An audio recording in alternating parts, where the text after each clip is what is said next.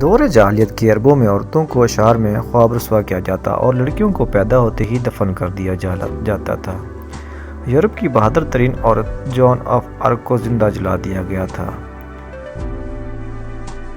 عورتوں کی حالت لونڈے سے بدتر، ان سے جانوروں کی طرح کام لیا جاتا تھا۔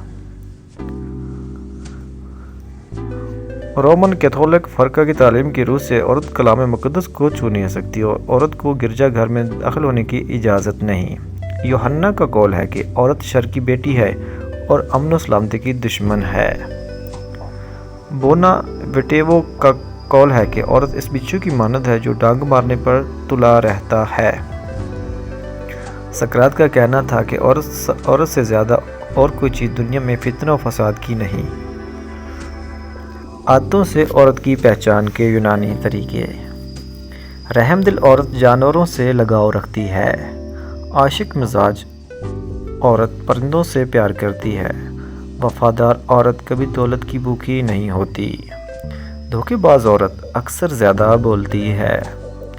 نہ نہانے والی عورت فلاسفر ہوتی ہے۔ سلاد کھانے والی زیادہ طاقتور ہوتی ہے۔ زیادہ کمزور عورت زیادہ بہادر ہوتی ہے۔ زیادہ مٹک کر چلنے والی چالاک لومڑی کی طرح ہے۔ خوبصورت عورت بھروسے کے لائق نہیں ہوتی۔ زیادہ ہنسنے والی عورت روتی زیادہ ہے۔ جلدی رونے والی عورت نرم دل ہوتی ہے۔ بری آنکھوں والی عورت بے وفا ہوتی ہے۔ سرما لگانے والی عورت خود غرض نہیں ہوتی۔ کھلے لباس پہننے والی مردوں کو پسند نہیں کرتی۔ شلوار ٹائٹ پہننے والی شہوت کی تیز ہوتی ہے۔ دوپٹہ نہ پہنانے والی جمع کی شوقین ہوتی ہے۔ ناخن کھانے والی شادی کی شوقین ہوتی ہے۔ عادتوں سے عورت کی پہچان کرنے کے یونانی طریقے۔